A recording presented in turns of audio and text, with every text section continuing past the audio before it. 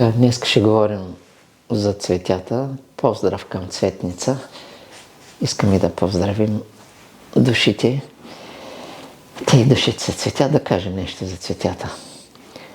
Учителя казва, цветята са деца на ангелите.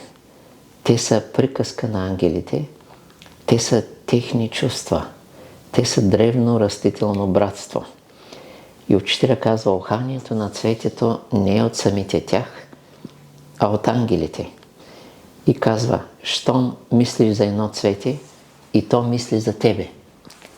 То е ангелска връзка. Учителя казва, че късането на цветя е отнемане на живот и който къса цветя, един ден ще заприлича на скъсано цвете. Външно цветята живеят на земята, но вътрешно те живеят в духовността на ангелите. Цветята са духовни формули, духовни изречения на ангелите. В цветята тече безмълвие и духовност. Аромата е тяхното вътрешно присъствие, тяхната еволюция. Уханието е общение с невидим свят, то е духовно.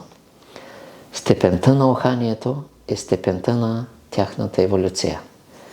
Цветята са духовно богатство, неземно. Разговорите с цветята са обмяна с финните енергии в тях. Енергията е говореща. Тя е безмълвно словесна същност. Но тази скрита енергия трябва да те е призовала за обмяна, ако имаш особена любов към цветята и ангелите.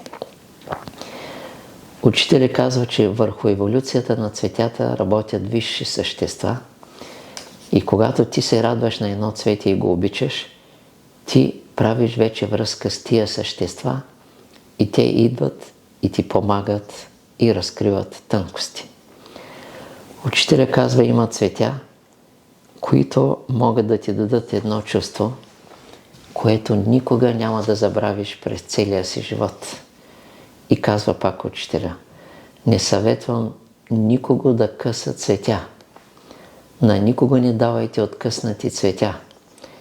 Енергията на цветето се надига от мрака, от корените, за да се разгърне в светлина и аромат. И това е един таен и чуден спектакъл. Посейте едно житно зърно, казва учителя, и то ще ви каже на къде да вървите, къде е пътя. Долу в корените е тежкия и мрачен закон, долу е тясно, липсва пространство. Коренът е натясно, той няма крила и затова цветето излиза оттам, за да победи ограничението. Тясното пространство, в което го е затворила съдбата. Цветето дава забележителен пример за смелост, постоянство, находчивост. Ако следвахме този път, казва учителят, чака ни друга съдба. Тот казва, цветята са духовни трепети на ефира, на финната духовност. Що е ароматът?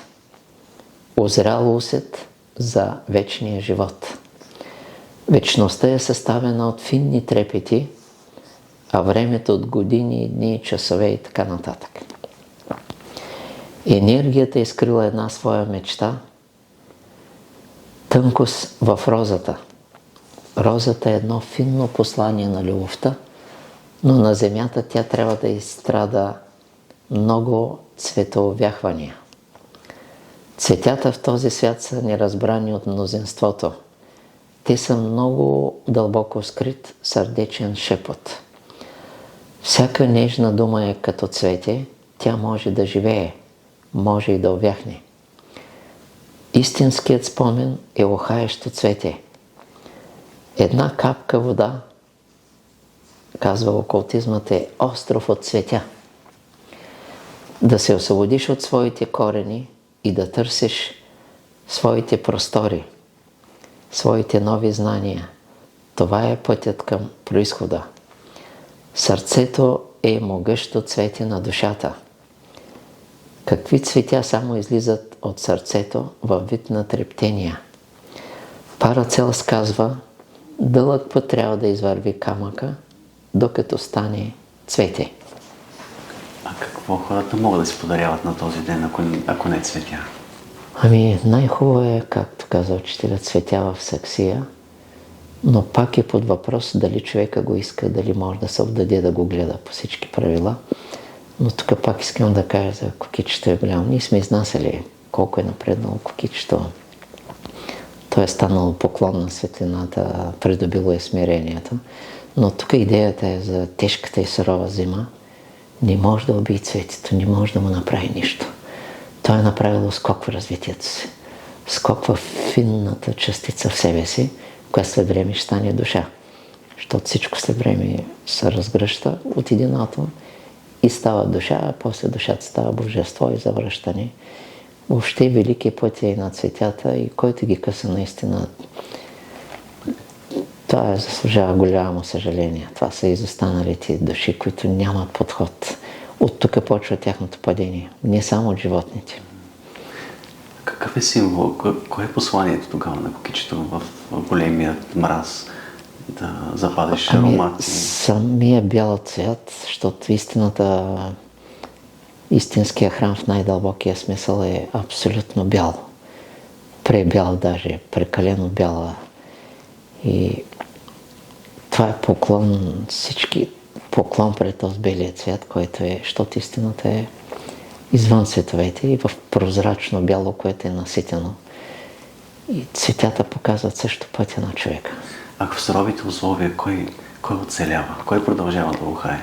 Ами, както и тревичката, големите дървета ги събара мощния вятър, нали, а пък тревичката танцува и кукичето царува. Нали, Мензохара има още да се учи, той гледа нагоре, има още нещо търси, а кукичето е намерило, розата е намерила. Но кукичето е голям подвиг. Голям студ, то се стои. Просто не може да го засегне. Тайна защита, това е финната енергия в човека, която, както душата, недокосваема от смъртта. Нищо не може да направи смъртта. Тоест суровите условия, като филма Апокалипто, който ти каза, че много харесваш. Да. Там има, в тези сурови условия всъщност се ражда самия дух. Там се ражда душата и духа. А в меките, спокойни условия, в добрите условия, благоприятните, както са много хора искат, нали, да имат големи заплати, да имат удоволствие, да имат такова, те искат смъртта. Просто не знаят кой искат. Да. Благодаря ти.